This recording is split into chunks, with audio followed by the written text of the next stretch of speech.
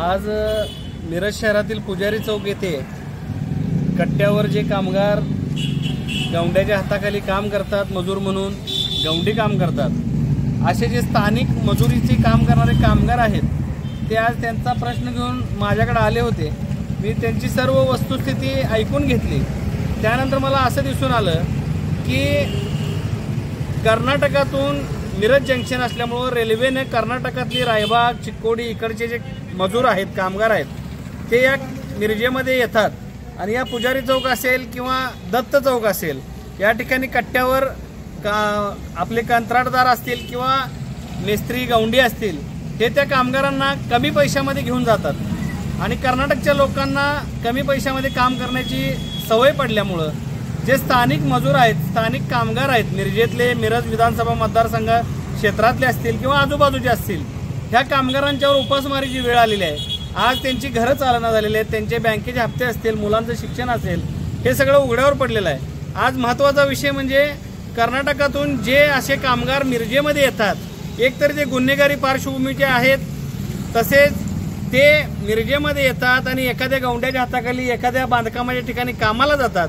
त्या ठिकाणी चोरीमारीचे प्रकार सुद्धा घडत आहेत। मोबाईल चोरीला जाणं, महिलांची छेड काढली जाणं, अशा पद्धतीच्या घटना वारंवार घडत आहेत। आणि कर्नाटकातल्या कामगारांना केलेली चूक अशी असेल, गुन्हा असेल, तर तिथला मालक येऊन मग त्या पुजारी चौकात थांबलेल्या आपल्या स्थानिक कामगारांना विचारणा करतो, तो ह्यो कुठं आहे, तो कुठं आहे। त्यामुळं माझं या सांगली जिल्ह्याचे पालकमंत्री आणि कामगार मंत्री सुरेश खाडेंना एक आव्हान आहे, आपण कामगार मंत्री आहात, तुमच्या हातात सर्व कायदा करण्याचे अधिकार आहेत, त्यामुळं अशा पद्धतीच्या स्थानिक कामगारांच्यावर जो अन्याय होतो तो कामगार आज अपेक्षेनं माझ्याकडे आलेला आहे आणि त्या कामगारांना न्याय देण्याचं काम तुम्ही करू शकता।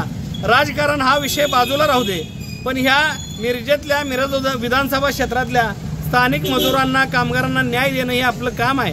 त्यामुळं एकतरी मिरजेतल्या स्थानिक कामगारांची एक आयडेंटिटी तयार केली जावी, ती मग कामगार विभागामार्फत असेल किंवा तुमच्या कुठल्या कल्याण मंडळाच्या मार्फत असेल, त्यांची नोंदणी करून मिरजेमध्ये एक त्यांचा किमान समान वेतन कायद्याखालचा पगार निश्चित केला पाहिजे।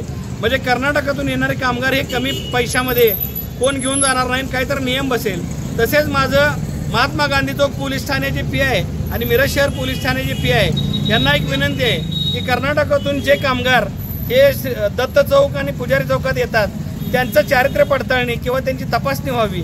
हे कामगार गुन्हेगारी पार्श्वभूमीचे आहेत का, यांच्याकडे हत्यार असतात का, हे महिलांची वरचीवर छेडछाड करतात का, अशा पद्धतीची पडताळणी करून त्या कामगारांना तुम्ही वेळ आळा घालणं गरजेचं आहे। अन्यथा मला मग इथल्या पुढच्या काळामध्ये पालकमंत्र्याच्या कार्यालयावरच आंदोलनाचा बडगा उभारावा लागेल, अशा पद्धतीचे मी आवाहन करतो। आणि पोलीस खात्यानं सुद्धा गांधी चौक असेल, मिरज शहर असेल, यांनी सुद्धा या गोष्टीची तात्काळ दखल घ्यावी, कामगार आयुक्त मुजावर साहेबांनी सुद्धा दखल घ्यावी, अशा पद्धतीचं आवाहन करतो। आणि सोमवारी माननीय जे काही आपले कामगार आयुक्त आहेत मुजावर साहेब, त्यांना मी निवेदन द्यायला सुद्धा ह्या विषयामध्ये जाणार आहे।